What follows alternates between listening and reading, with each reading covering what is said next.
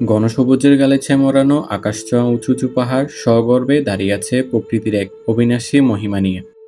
আর সেই পাহাড়ের বুক চিরে গর্জন করে নেমে আসে এক বিশাল জলধারা, এক অপার শান্তি আর রহস্যময় সৌন্দর্যের নাম ঝর্ণা। কথায় আছে, পৃথিবীতে প্রকৃতির যত চমৎকার সৃষ্টি রয়েছে তার মাঝে ঝর্ণা এক অনন্য বিস্ময়। আর সেই বিস্ময়ের এক জীবন্ত সাক্ষী হয়ে দাঁড়িয়ে আছে নাপিতাছড়া ট্রেল।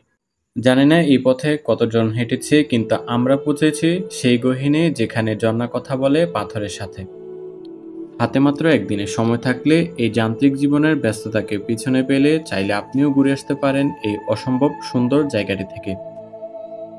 আজকের ভিডিওতে আপনাদের দেখানোর চেষ্টা করব নাপিতাছড়া ট্রেইলের সবচেয়ে জনপ্রিয় 3 থেকে 4টি ঝর্ণার আসল সৌন্দর্য, এবং সাথে দেওয়ার চেষ্টা করব এই নাপিতাছড়া ট্রেইল ভ্রমণের একটি পূর্ণাঙ্গ ভ্রমণ গাইডলাইন।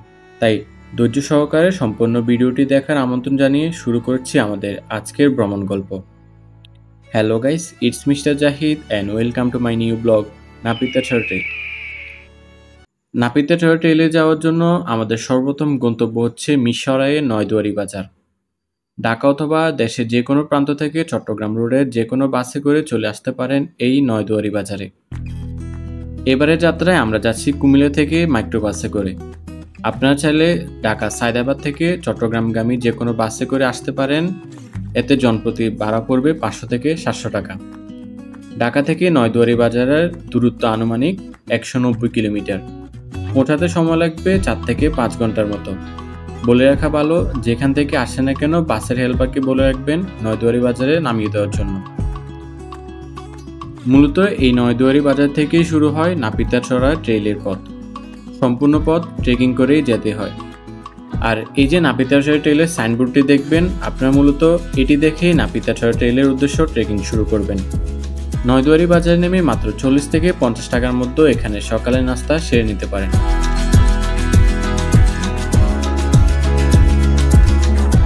গ্রামের আঁকাবাঁকা রাস্তা ধরে 15 থেকে 20 মিনিট হাঁটার পর রেল লাইন।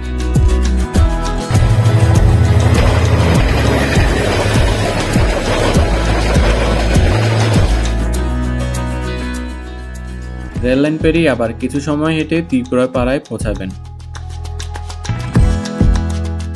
এই পাড়া পেরিয়ে 10 থেকে 15 মিনিট হাঁটলে দেখা মিলবে কয়েকটি খাবার হোটেলের। চাইলে আপনারা এখানে দুপুরের খাবার অর্ডার করে যেতে পারবেন। খাবার হোটেলের পরে নাপিতাছড়া ট্রেইল প্রবেশের টিকিট কাউন্টার। জনপ্রতি 20 টাকা করে টিকিট কেটে মূলত এই ট্রেইলে প্রবেশ করতে হয়। টিকিট কাউন্টারের পাশ দিয়ে বয়ে গেছে জিরিপথ। এখান থেকে পাহাড়ি দৃশ্য খুবই চমৎকার। এইসব ট্রেইলে সাধারণত সকলে দল বেঁধে আসে, তবে আপনি যদি একা আসেন তবে স্থানীয় একজন গাইড সাথে নিয়ে যাওয়াটা আপনার জন্য ভালো, কেননা এই জিরিপথের ভাজে ভাজে আপনার জন্য কোথায় কোন বিপদ লুকিয়ে আছে তা আপনি নিজেও বলতে পারবেন না। সাধারণত 500 থেকে 600 টাকা দিয়ে সারাদিনের জন্য নিয়ে নিতে পারেন এইসব লোকাল গাইড। এতে আপনার ট্রেকিংয়ের পাশাপাশি গহীন পাহাড়ের ভিতর আপনার নিরাপত্তাও কিছুটা নিশ্চিত হবে।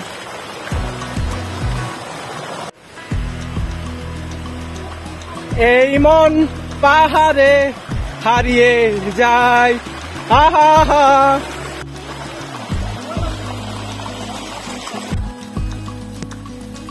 ঝর্ণার কাছাকাছি চলে আসছি। এই যে এখন সামনে ভিউটা দেখেন কতটা সুন্দর।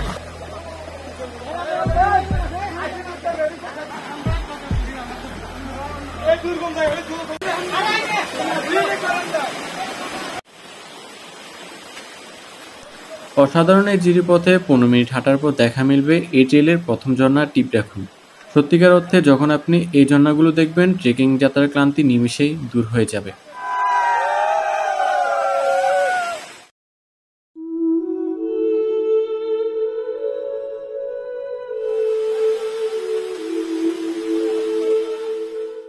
এই ঝর্ণার পাশ দিয়ে উপরে ওঠার জন্য দড়ি দেওয়া আছে। একটু কষ্ট করেই উপরে উঠতে হবে। এসব জায়গা খুবই পিচ্ছিল, তাই উপরে উঠতে হবে খুবই সাবধানে। টিপডাখুম ঝর্ণার ঠিক উপরে কুপিকাটাখুম। কুপিকাটাখুম একটি গভীর ঝর্ণা। এই ঝর্ণাটি অত্যন্ত গভীর। মৃত্যুর ঘটনা ঘটেছে এই ঝর্ণায়, তাই এখানে লাফ না দেওয়াটাই বুদ্ধিমানের কাজ। কুপিকাটাখুম থেকে হাতের ডান পাশ দিয়ে খাড়া পাহাড়ি ডাল। এই ডাল বেয়ে উপরে উঠলে দেখা পাবেন এই সুন্দর টঙ্গরটি। পাহাড়ের উপর পর্যন্ত আসা বেশ কষ্টকর, শরীরে প্রচুর এনার্জি প্রয়োজন এসব ট্রেকিং করতে। এখানে কিছুটা সময় আমরা জিরিয়ে আবার ট্রেকিং শুরু। আমাদের গন্তব্য নাপিতাছড়া মূল ঝর্ণাটি। চলুন যাওয়া যাক।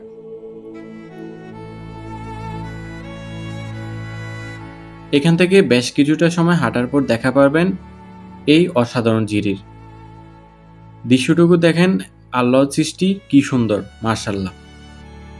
জিরি ধরে হাঁটতে থাকলে দেখা মিলবে এই ছোট্ট ঝর্ণাটির।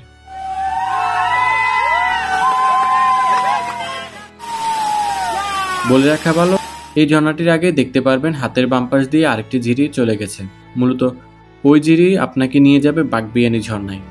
আর ডান পাশে জিরি ধরে হাঁটলে পাবেন নাপিতাছড়া ঝর্ণা, যেটি বান্দরঘুম নামেও পরিচিত।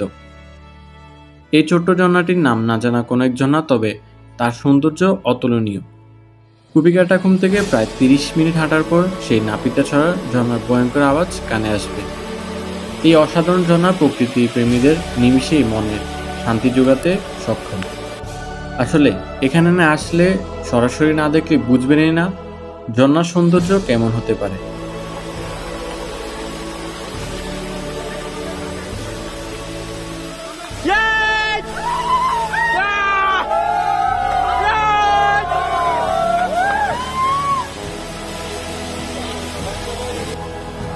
এটি হচ্ছে বান্দরঘুম তথা নাপিতাছড়া ঝর্ণা। ঝর্ণার আসল সৌন্দর্য দেখতে হলে আপনাকে আসতে হবে ভরা বর্ষায়। সবচেয়ে ভালো হয় জেনে আসলে এই এলাকায় গত 1-2 দিনে বৃষ্টিপাত হয়েছে কিনা, এজন্য চোখ রাখতে পারেন ওয়েদার ওভারকাস্টে।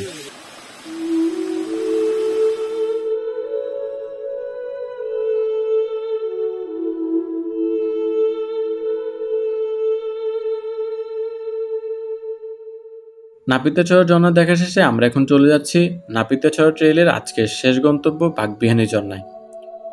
দুটো বিশাল পাথরের নিচ দিয়ে আপনাকে এই জিরিতে প্রবেশ করতে হবে। সত্যি অ্যাডভেঞ্চারার।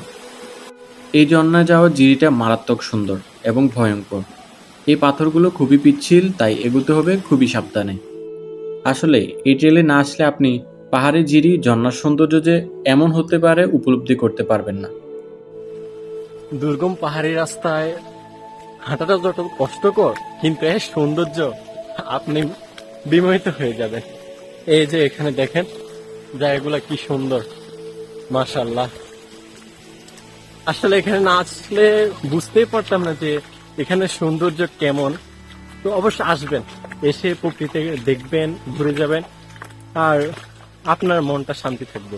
এটা একবারে নিশ্চিন্ত থাকেন যে এতটা সুন্দর পরিবেশ আপনাকে বিমোহিত করবে।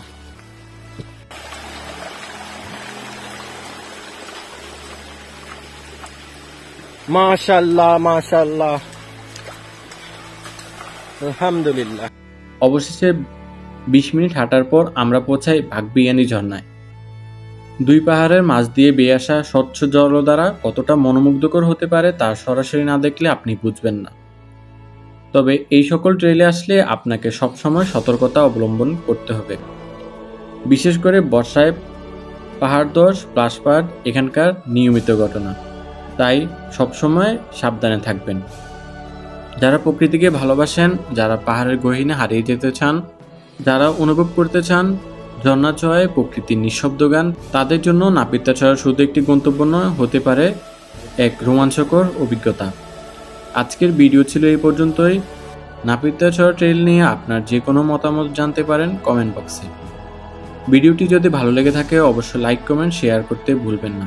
আর চ্যানেলে নতুন হয়ে থাকলে আমাদের ভ্রমণ পরিবারে যুক্ত হয়ে যাবেন।